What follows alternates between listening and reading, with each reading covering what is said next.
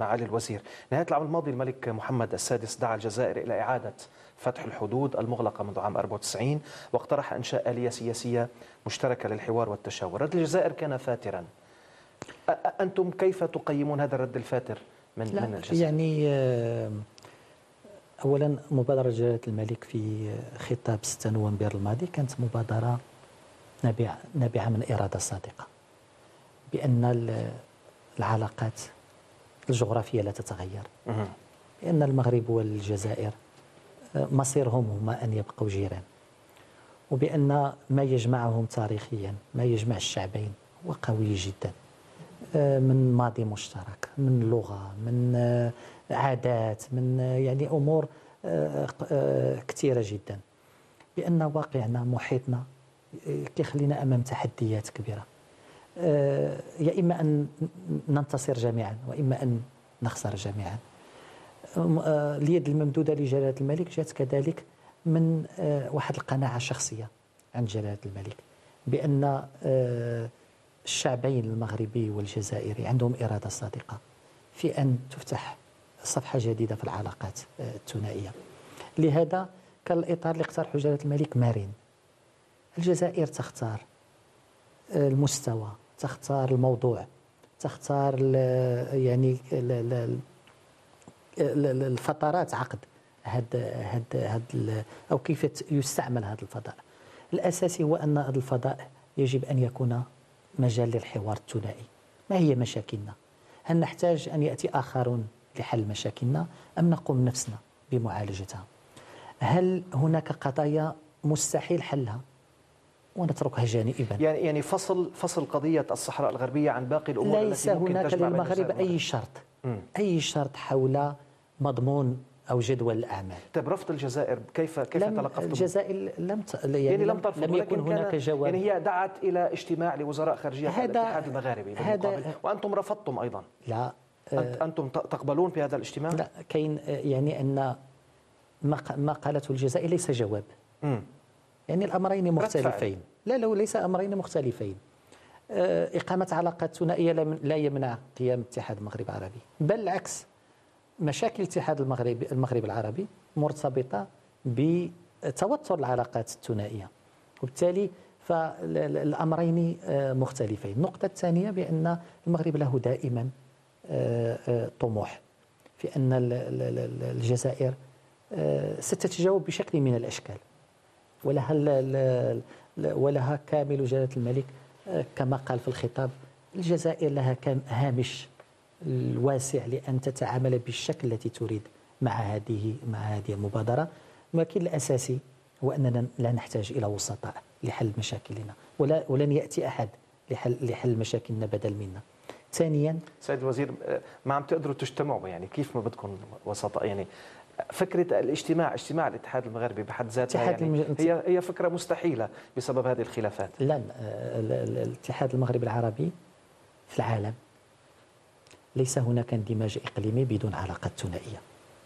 لو وجدت نموذج على المستوى العالمي، نحن بحثنا وجدنا هناك تقريبا 51 شكل من الاندماج الإقليمي في إفريقيا، في آسيا، وبحثنا هل هناك اندماج بحدود مغلقة، هل هناك اندماج بدون علاقات طبيعية. لم نجد. إذا كان هناك واحد الوصفة سحرية نريد أن نتعرف عليها، هل يمكن الاندماج إقليمي أن يتطور؟ اليوم المغرب العربي هو أضاع فرص كثيرة. قمنا ب 35 اجتماع لوزراء الخارجية، وقمنا ب 100 اجتماع للجان التقنية. ماذا حققنا؟ نحن اليوم أضعف منطقة على مستوى الاندماج الاقتصادي عالميا، احنا في 2.3%. نحن جميعا كلنا نقوم بالتجارة ما يساوي ثلث تجارة بلجيكا. نحن اليوم نضيع 2% من نسبة النمو لكل دولة. نحن اليوم نضيع التطور في الدخل الفردي بنسبة 34% في الجزائر. اسمح لي بسبب ضيق الوقت، لهذا توجهتم أكثر نحو أفريقيا؟ لهذا عدتم إلى منظمة التعاون الإفريقي؟ لا، ولا يعني الرؤية ديال جلالة الملك كانت في تنويع الشراكات، في أن نقوي ما لدينا وننفتح على فضاءات أخرى. وإفريقيا كانت منذ تولي جلالة الملك كانت أولوية. 51 زيارة لم تتم فقط في السنوات الأخيرة، انطلقت من 2001. 51 زيارة ملكية إلى إفريقيا. تطور هذا النموذج المغربي للتعاون مع إفريقيا هو واحد نتيجة لمسار طويل من العلاقات. إذن فهي ليس هذا بدل هذا. المغرب يريد مغرب عربي، يريد اتحاد إفريقي، يريد منطقة اقتصادية عربية، يريد علاقات قوية مع الاتحاد الأوروبي، يريد شراكة مع روسيا، يريد شراكة مع الصين. جيد. المغرب يريد شراكات مع الجميع وليس في هذا بدل. أنتقل الآن إلى مواضيع أكثر أهمية بالنسبة لي المغاربة بشكل عام وخاصة المشاهد المغربي، موضوع الصحراء الغربية وهو شائك جدا. جولات عديدة عقدت من المفاوضات منذ عقود حول قضية الصحراء الغربية، آخرها كان الشهر الماضي في جنيف. ما الذي تحقق من هذه الجولة، خاصة بأن المغرب نجح في وضع الجزائر وموريتانيا على طاولة المفاوضات هذه المرة؟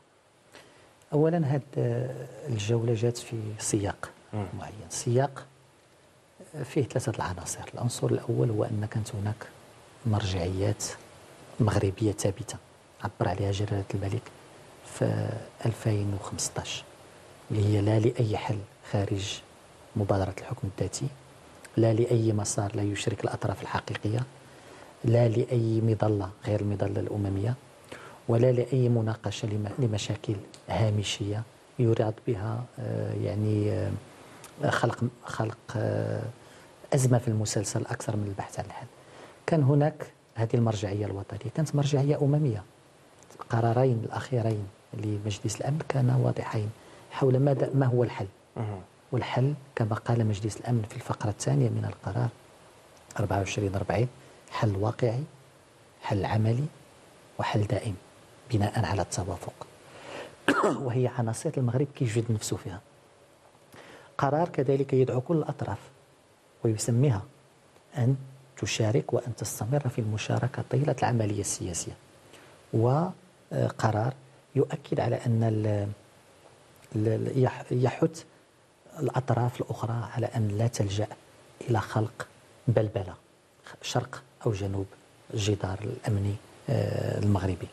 في هذا السياق هذا وبعد تقريبا 6 سنوات من انقطاع الاتصالات وقع الاجتماع شكل واحد التطور الأول هو أن من يجلس حول الطاولة كانت كل الأطراف المعنية بالأزمة، كل الأطراف المعنية واللي عندها مواقف واللي يمكن لها تشارك حتى في إيجاد الحل، انطلاقا من مسؤولياتها وانطلاقا من دورها في خلق قضية الصحراء وفي تطور قضية الصحراء. النقطة الثانية هي أنها تمت وفق هذه المرجعيات الواضحة، وسمحت على الأقل للمغرب باش يوضح الموقف ديالو بأن إذا كانت هناك رغبة حقيقية للحل وفق هذه المرجعيات الوطنية ووفق هذه المرجعيات الأممية، المغرب مستعد. إذا كانت هناك لمستم رغبة لدى الطرف الآخر أو الأطراف الأخرى؟ إذا كان الجو ما كانش جو ديال التوتر فإن نريد أن نقيس هذه الرغبة من خلال المضمون. هل لدى الأطراف الأخرى رغبة في التوصل إلى حل وفق هذا الإطار، أم أن إذا كانت هناك رغبة في المناورة المغرب لا مصداقيته ولا الظروف الدولية ما كتسمحش أننا ندخلوا في لعبة أخرى، في أوهام أخرى اللي يمكن الأطراف الأخرى طب ما هي عناصر